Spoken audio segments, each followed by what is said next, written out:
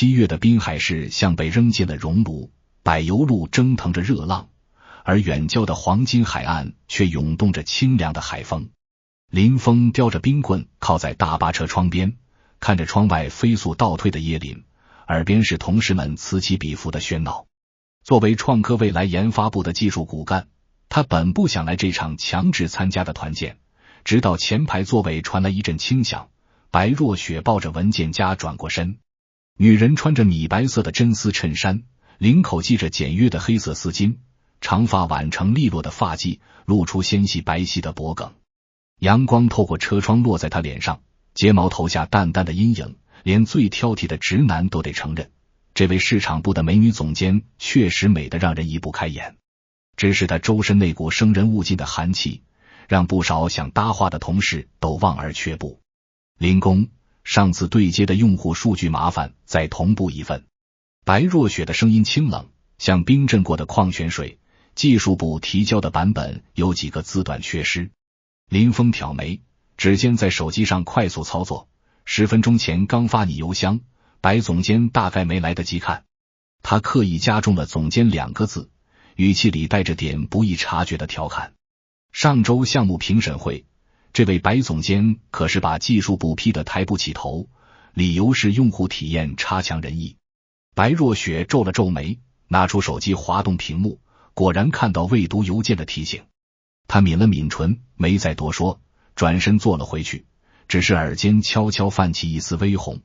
林峰看着他的背影，嘴角勾起一抹浅笑，这冰山美人也不是那么无懈可击。大巴车抵达海滩时已经是上午10点，细软的沙滩上早已搭起了彩色的帐篷， HR 拿着扩音喇叭安排分组游戏。林峰被分到了和白若雪一组，看着身边西装革履的同事们纷纷脱下外套，露出五花八门的泳衣，他才后知后觉自己带错了装备，行李箱里只有运动短裤和 T 恤。林工这是打算穿着 T 恤游泳？调侃的声音来自隔壁组的张浩，市场部的副总监，也是公司里出了名的花花公子，此刻正盯着白若雪的方向，眼神毫不掩饰的露骨。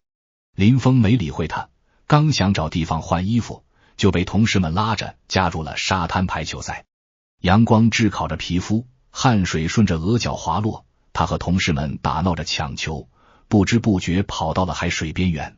突然身后传了一阵惊呼，林峰还没反应过来，就被一股巨大的力量撞得往前踉跄了几步。是张浩故意推了他一把，林峰重心不稳，直接摔进了浅水区，浪花瞬间没过了膝盖。就在他挣扎着想要起身时，一道更高的浪头猛地拍了过来，带着咸涩的海水直冲面门。他下意识地伸手乱抓，想要抓住什么稳定身体，指尖却突然勾到了一片柔软的布料，紧接着便是啪的一声轻响。混乱中，林峰感觉到自己抓到了一个温软的身体，他本能地将人护在怀里，两人一起被浪头打翻在沙滩上。咸涩的海水呛得他咳嗽不止，好不容易睁开眼，眼前的景象却让他大脑一片空白。白若雪躺在他身下，湿透的泳衣吊带断了一根，半边肩膀暴露在阳光下，白皙的皮肤上沾着细小的沙粒，而他的手正尴尬地停在他的腰间，指尖还残留着布料断裂的触感。周围瞬间安静下来，所有同事的目光都聚焦在两人身上。白若雪的脸瞬间涨得通红，又迅速变得惨白，她猛地推开林峰，双手慌乱地捂住胸口，眼神里满是羞愤和慌乱。林峰也慌了神，脑子里一片混乱，下意识的就想去帮他遮掩，手忙脚乱间反而碰到了他的手臂。对不起，我不是故意的，他语无伦次的道歉，心脏狂跳的几乎要冲出胸腔。就在这时，白若雪猛地抬起头，那双平日里清冷的杏眼此刻盛满了怒火，死死地瞪着他。林峰，你闯的祸，后半辈子都得你来负责。这句话像一道惊雷，炸得在场所有人都愣住了。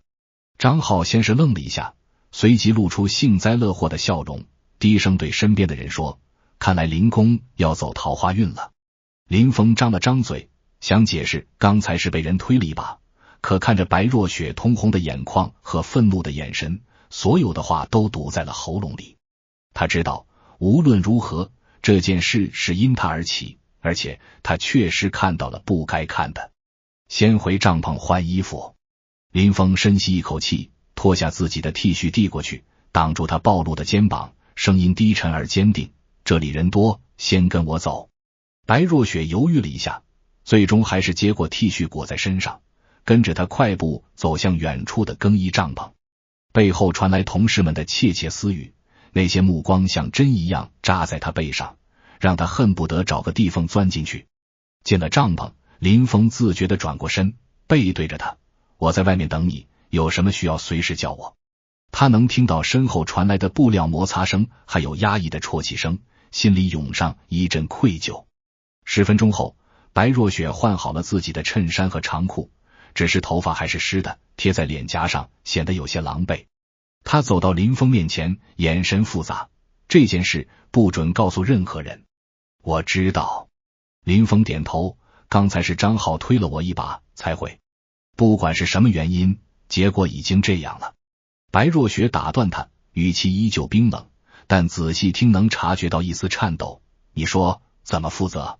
林峰愣住了，他以为刚才那句话只是气话，没想到他真的要他负责。看着眼前女人泛红的眼眶和倔强的表情，他突然生出一股莫名的责任感。你想怎么样？只要我能做到。白若雪盯着他看了许久，似乎在考量他的诚意，最终缓缓开口，从今天起，你就是我的临时助理，随叫随到。什么时候我觉得满意了，再谈后续。这个要求倒是在林峰的意料之外，他本以为会是赔偿或者其他更麻烦的事情。好，他干脆地答应下来，不过我是技术部的，可能没办法时刻待在你身边。那是你的事。白若雪丢下一句话，转身走出了帐篷，留下林峰一个人站在原地，看着自己手里那件还带着他体温的 T 恤，无奈地叹了口气。他怎么也没想到，一场团建竟然会让他和这位冰山总监扯上这么深的关系。回到公司的第一天，林峰就体验到了临时助理的悲惨生活。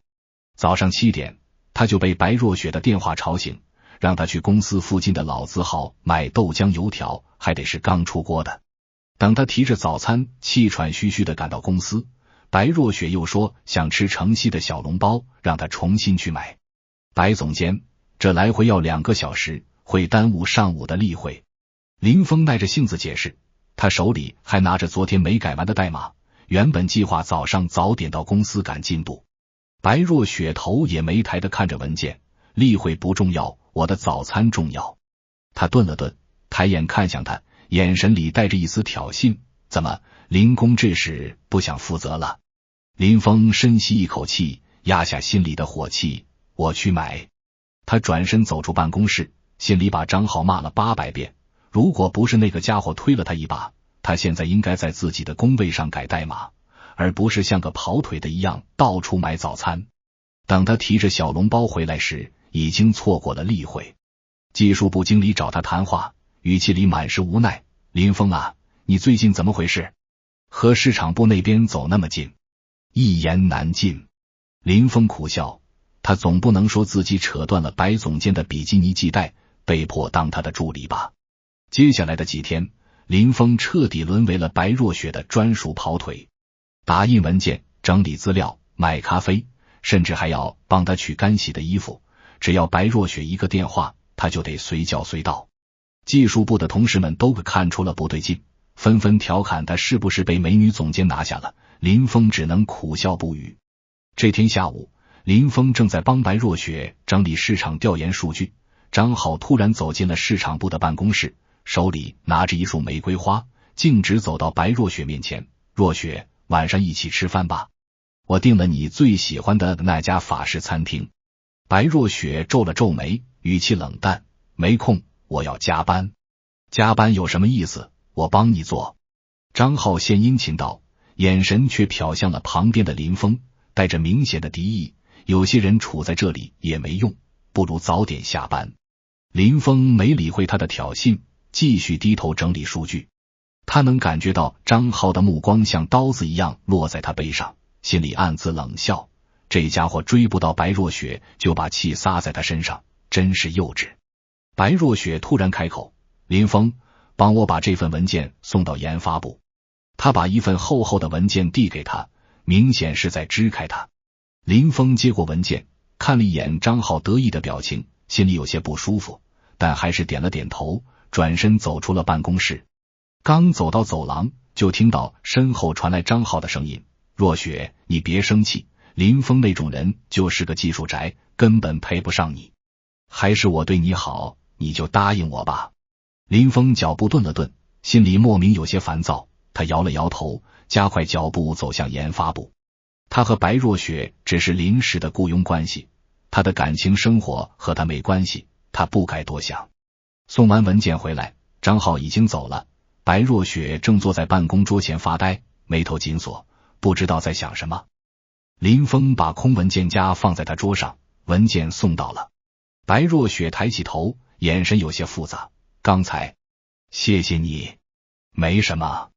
林峰淡淡道，还有什么事吗？没事，我回技术部了，还有代码要改。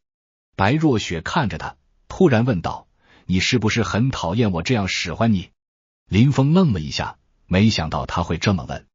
他想了想，如实回答，确实有点，毕竟我的本职工作是写代码，不是当助理。但既然答应了你负责，我就会做到。白若雪沉默了片刻，缓缓开口，其实我不是故意刁难你。张浩缠了我很久，我一直没找到合适的理由拒绝，那天在海边他故意推你，我都看到了。林峰惊讶地看着他，你看到了？那你为什么不告诉大家？告诉他又能怎么样？白若雪自嘲地笑了笑，他是老板的亲戚，公司里没人敢得罪他，我只能用这种方式让你留在我身边，至少他看到你在，不会那么明目张胆地骚扰我。林峰这才明白，原来白若雪让他当助理还有这个原因。他看着眼前的女人，突然觉得她没那么冰冷了，她只是在用自己的方式保护自己。那你为什么不直接拒绝她？拒绝过很多次了，没用。白若雪的眼神暗了下去，她总是用工作来威胁我，如果我不答应她，她就会在项目上给我使绊子。上次的用户数据就是她故意篡改的，害我被老板批评。林峰恍然大悟，难怪上次白若雪说数据有问题，原来是张浩搞的鬼。他心里涌上一股怒火，张浩这种小人竟然用这种卑鄙的手段。你放心，下次他再敢这样，我帮你收拾他。白若雪看着他，眼神里闪过一丝惊讶，随即摇了摇头，不用了，你斗不过他的，他背后有老板撑腰，那也不能让他这么欺负你。林峰语气坚定，你是市场部的总监，凭自己的能力做到这个位置，没必要受这种委屈。白若雪看着他认真的样子，心里莫名一暖。很久没有人这样维护他了，大家都只看到他光鲜亮丽的外表，看到他是老板亲戚追求的对象，却没人关心他是不是真的愿意。谢谢你，林峰。不用谢，这是我应该做的。林峰笑了笑，毕竟我还得对你负责呢。白若雪的脸颊微微泛红，别过头去，不再说话。林峰看着他的侧脸，突然觉得当这个临时助理好像也没那么糟糕。接下来的几天，林峰除了帮白若雪处理一些杂事，开始留意张浩的动向。他发现张浩果然在暗中给市场部使绊子，好几次把市场部提交的方案压下来，找各种理由拖延审批，导致项目进度滞后。这天，市场部提交了一份重要的推广方案，关系到公司下半年的业绩。张浩又故技重施，把方案扣在手里，说需要再审核几天。白若雪急得团团转，这个方案如果不能及时通过，就会错过最佳的推广时机。别着急，我有办法。林峰看着白若雪焦虑的样子，安慰道。他打开电脑，手指在键盘上飞快地敲击起来。没过多久，他就找到了张浩电脑的漏洞，远程登录了他的邮箱。你在干什么？白若雪惊讶地看着他，这样是违法的。放心，我只是看看他有没有篡改方案，不会动他的其他东西。林峰头也不抬地说，而且我有把握不被发现。很快，林峰就找到了张浩篡改方案的证据。他把方案的原始版本和被篡改后的版本对比截图发给了白若雪。你看，他把预算改高了，还删掉了几个关键的推广渠道，这样方案肯定通不过。白若雪气得浑身发抖，太过分了，他竟然敢这么做。别急，我们可以把证据交给老板。林峰说，不过直接交上去，张浩肯定会狡辩，说我们伪造证据。我们得想个办法，让他自己露出马脚。两人商量了半天，终于想出了一个办法。白若雪以修改方案为由，约张浩在会议室面谈。林峰则躲在隔壁的休息室，通过监控看着里面的情况。会议室里，白若雪把修改后的方案放在张浩面前。张总监，你看看这个方案，预算和推广渠道都改回来了，你觉得可以吗？张浩拿起方案，漫不经心地翻看着，心里暗自得意，只要他再找个理由压几天，错过了推广时机，白若雪就只能求他帮忙。我再看看，不过这个预算好像还是有点问题。有什么问题？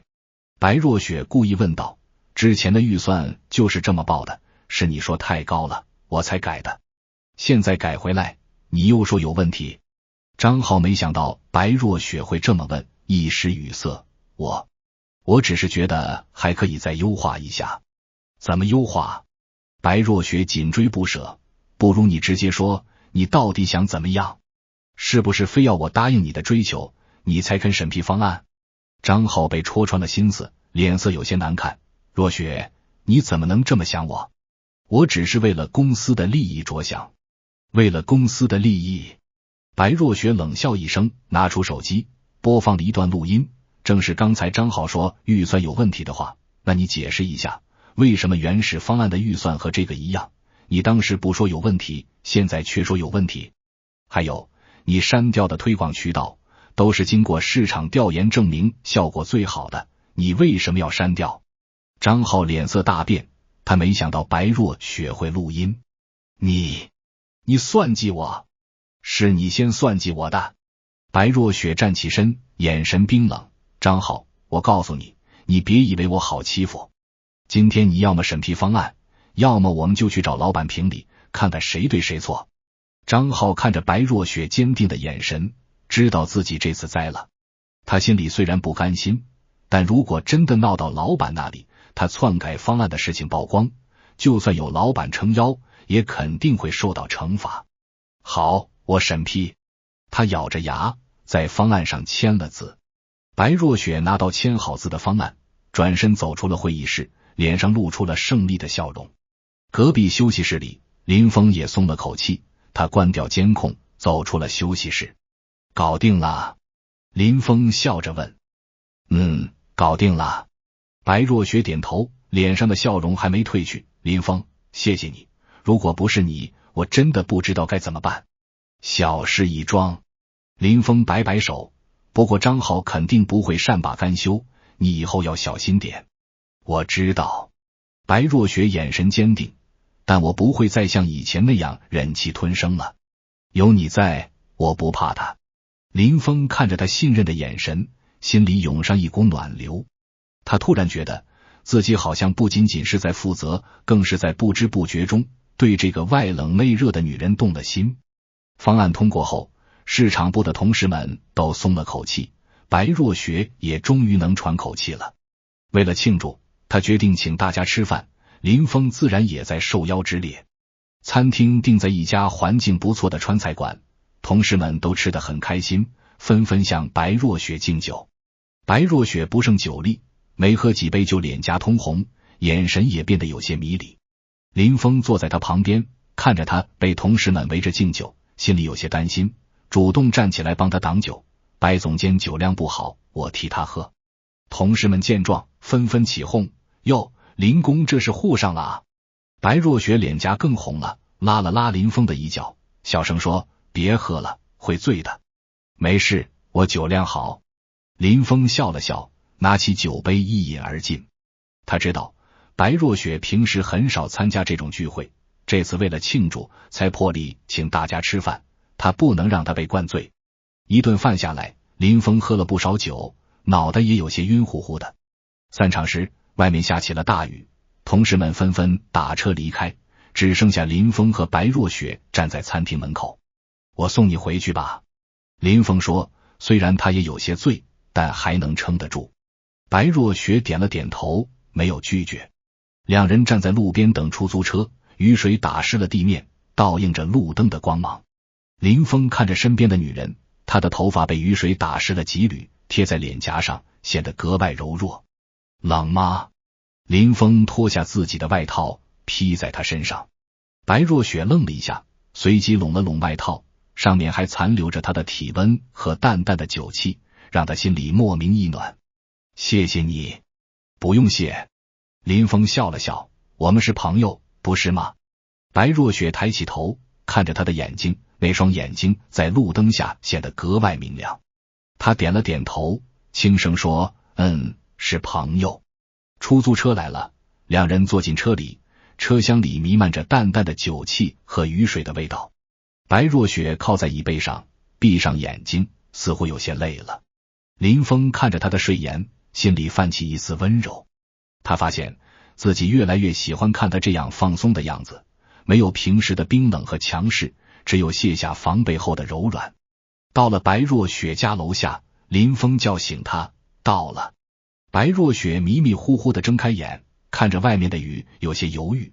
这么大的雨，你怎么回去？没事，我再打个车。林峰说，你快上去吧，别淋感冒了。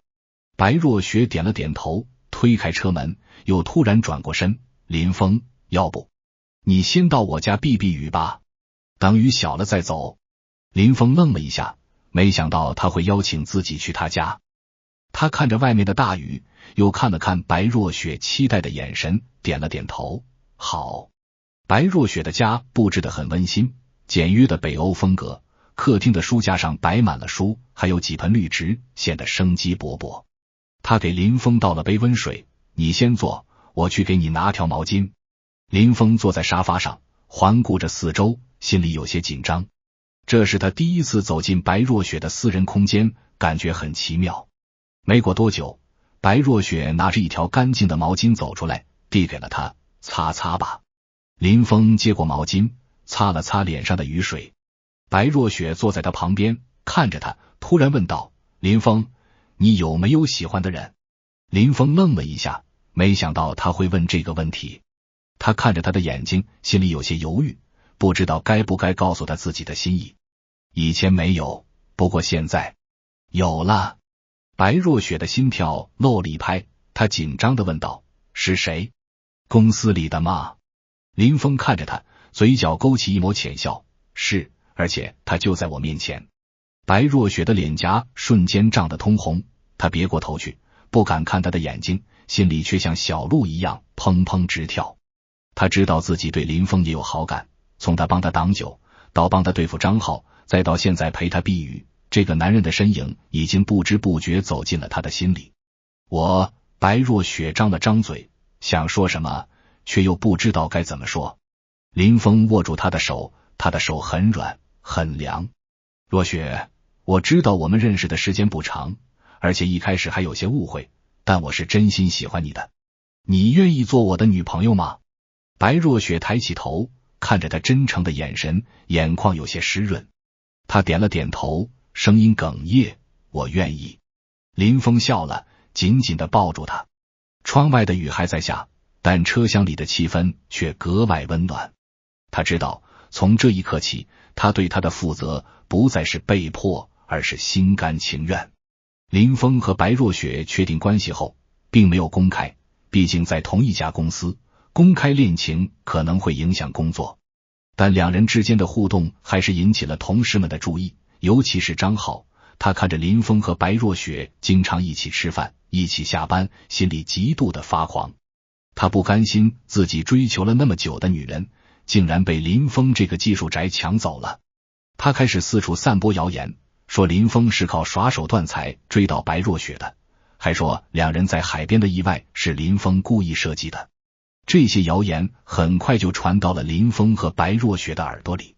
白若雪气得不行，想要去找张浩理论，却被林峰拦住了。别理他，他就是嫉妒，越理他越得意。可他不能这么污蔑我们啊！白若雪委屈地说。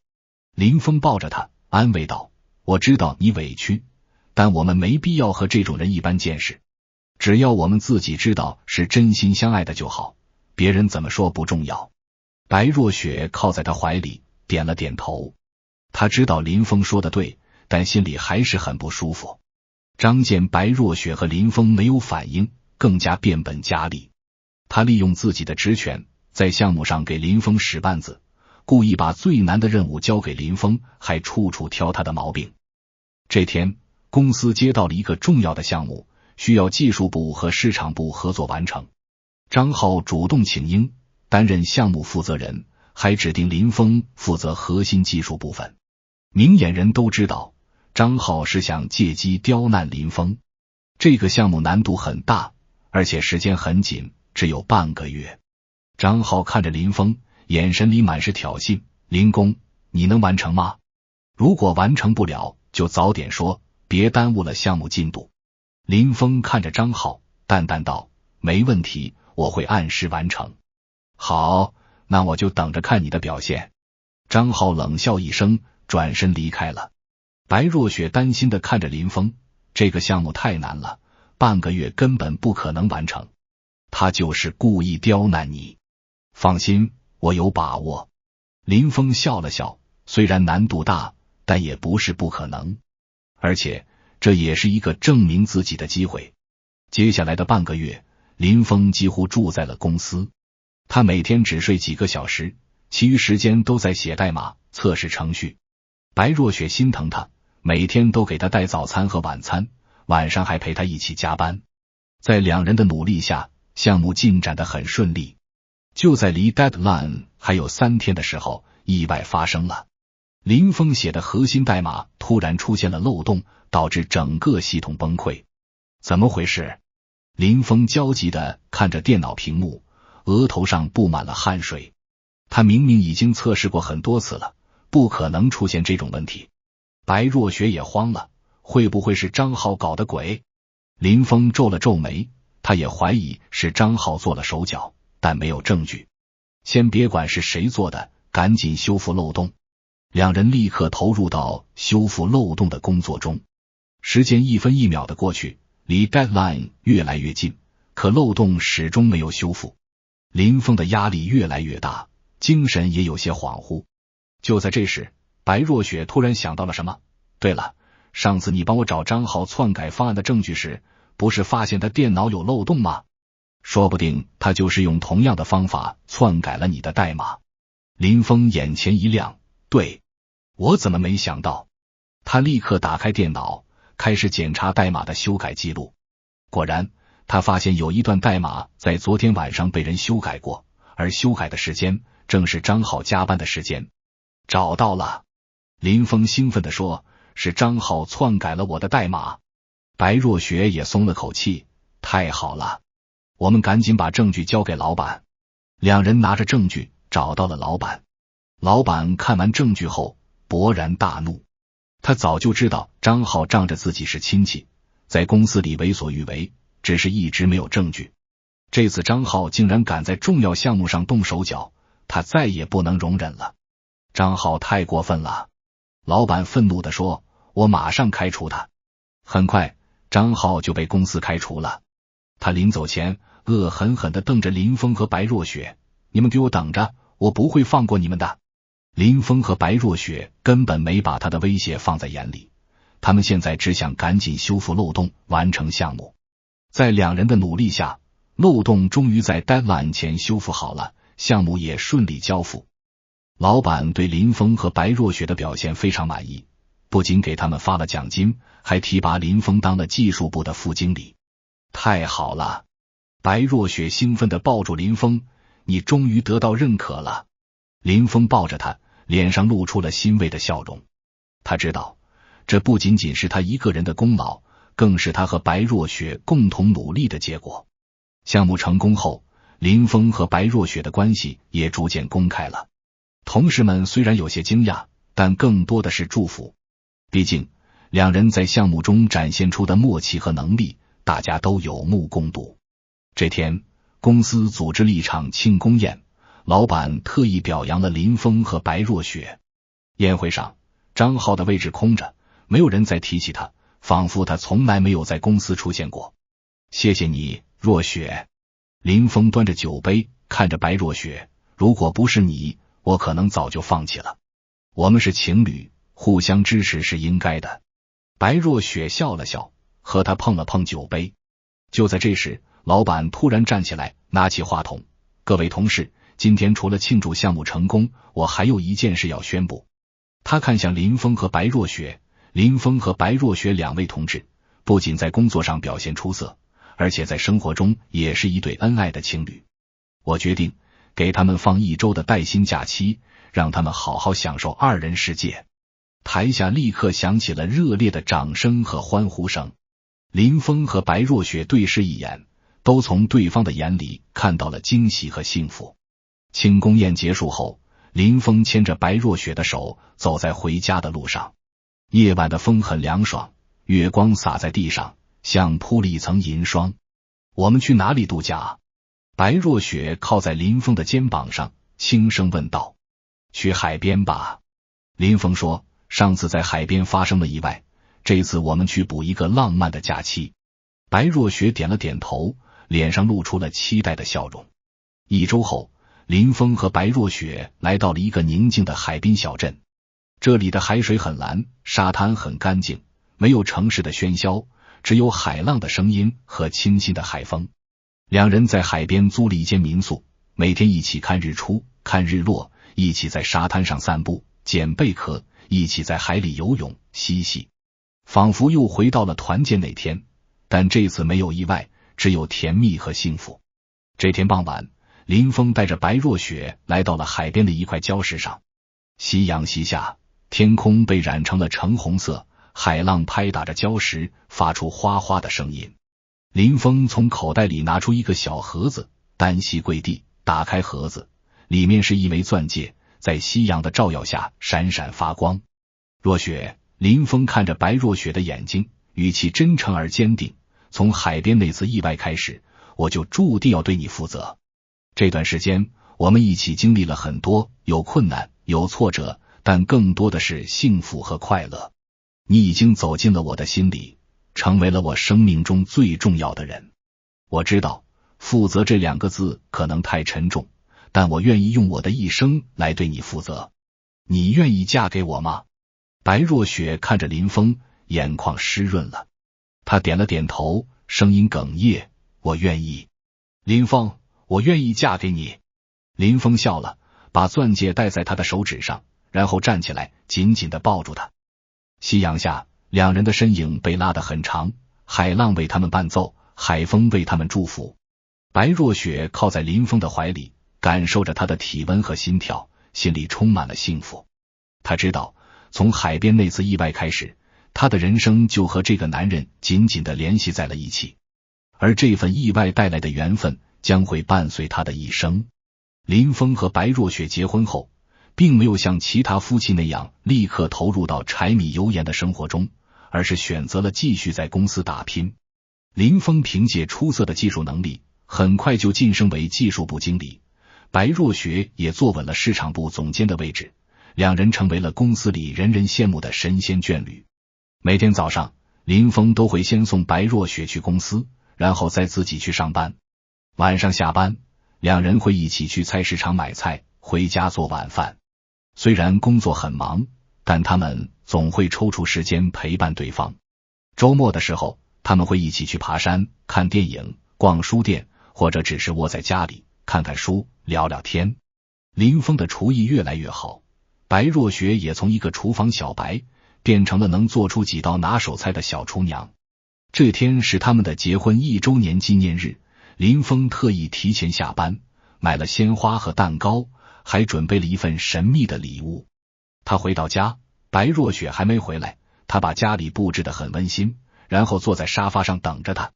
没过多久，门锁传来转动的声音，白若雪走了进来，看到家里的布置和林峰手里的鲜花，他惊讶地捂住了嘴。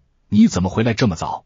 今天是我们的结婚1周年纪念日，我当然要早点回来陪你。林峰走过去抱住他，在他额头上亲了一下。喜欢吗？喜欢，太喜欢了。白若雪感动地说，对不起，我太忙了，差点忘了今天是我们的纪念日。没关系，我记得就好。林峰笑了笑，快洗手吃饭吧，我做了你最喜欢的糖醋排骨。两人坐在餐桌前，看着满桌的美食，还有旁边的蛋糕和鲜花，心里充满了幸福。吃完饭，林峰拿出准备好的礼物，递给白若雪，打开看看。白若雪打开盒子，里面是一条项链，吊坠是一个小小的浪花形状，上面刻着他们的名字缩写。太漂亮了，她惊喜地说，这是我特意为你设计的。林峰说，还记得我们第一次在海边相遇吗？就是那朵浪花让我们走到了一起。这条项链代表着我们的缘分，也代表着我对你永恒的爱。白若雪眼眶湿润了，她抱住林峰，谢谢你，林峰，有你在，我真的很幸福。我也是。林峰紧紧地抱住她，若雪，谢谢你走进我的生命里，让我的人生变得这么精彩。我爱你，我也爱你。月光透过窗户洒在两人身上，温馨而浪漫。他们知道，这份由意外开始的缘分将会伴随他们一生，而他们的爱情也会像那永恒的浪花一样，永远鲜活，永远热烈。结婚后的第3年，林峰和白若雪的事业都达到了新的高度。林峰带领技术部研发出了一款全新的人工智能产品，受到了市场的广泛关注，公司的业绩也因此翻了好几倍。白若雪则凭借出色的市场推广能力，把公司的产品推向了国际市场，成为了行业内的知名人物。就在两人事业蒸蒸日上的时候，一个新的挑战出现了。一家国外的科技公司进入了中国市场，他们的产品和林峰研发的人工智能产品非常相似，而且技术更加先进，价格也更低，给创科未来带来了很大的压力。老板召开了紧急会议，讨论应对策略。会上大家都一筹莫展，毕竟对方的实力太强了，无论是技术还是资金，都比创科未来更有优势。我觉得我们可以和他们合作。张浩突然开口，他竟然又回到了公司，而且还成了老板的特别助理。原来他离开公司后，去了国外的一家公司工作，这次是跟着那家国外科技公司一起来中国的，没想到竟然和创科未来有了合作的可能。合作？老板皱了皱眉，他们可是我们的竞争对手，怎么可能和我们合作？怎么不可能？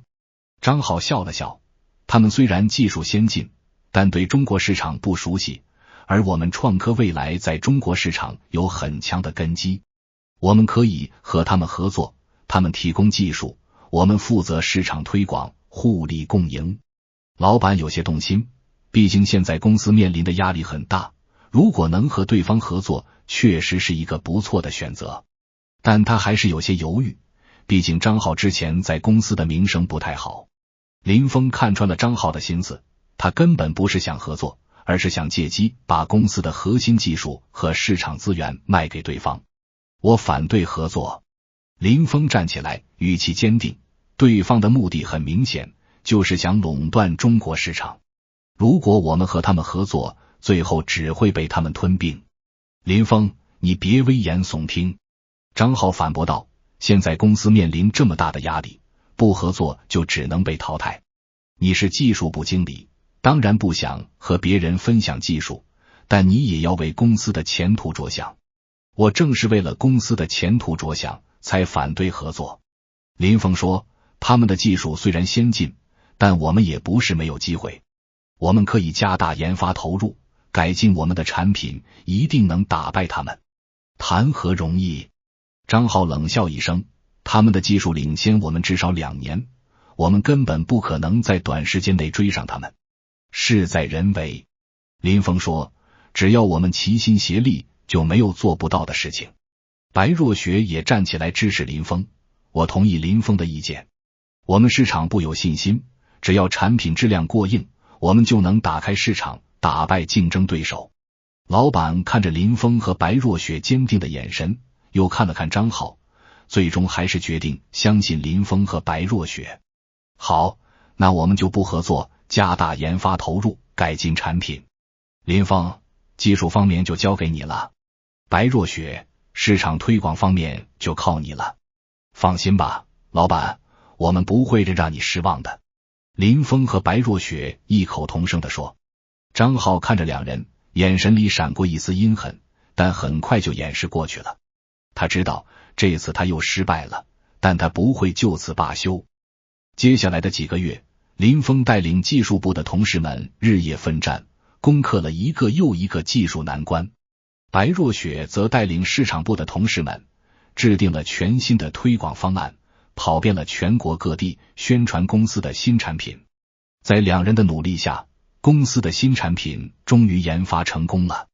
这款产品不仅在技术上超越了国外公司的产品，而且更加符合中国用户的需求，一上市就受到了消费者的热烈追捧。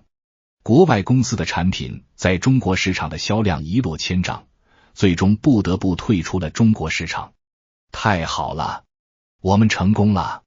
公司里一片欢腾，老板激动地握住林峰和白若雪的手，谢谢你们，你们真是公司的功臣。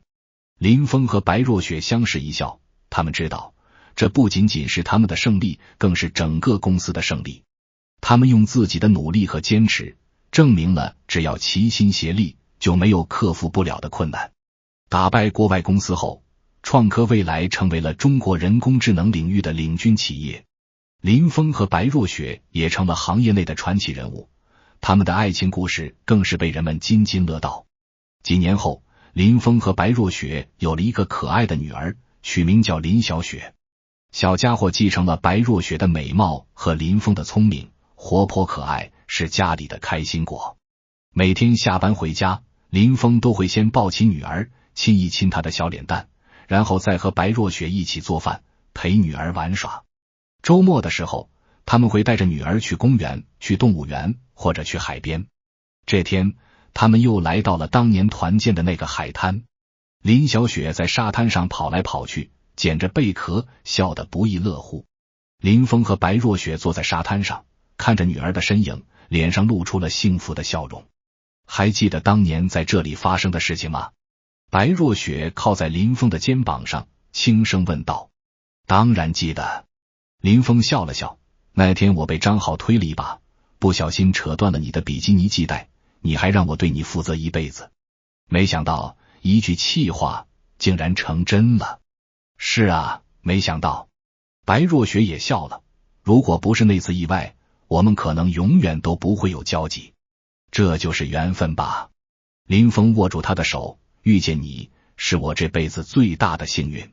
白若雪看着他，眼里满是爱意。我也是。夕阳西下，把三人的身影拉得很长。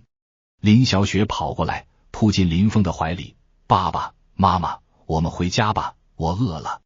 好，我们回家。林峰抱起女儿，牵着白若雪的手向停车的地方走去。海浪拍打着沙滩，发出哗哗的声音，仿佛在诉说着这个由意外开始的幸福故事。林峰知道，他对若雪的负责不仅仅是一句承诺，更是他一生的守护。而这份幸福将会在他们的家庭中永远延续下去。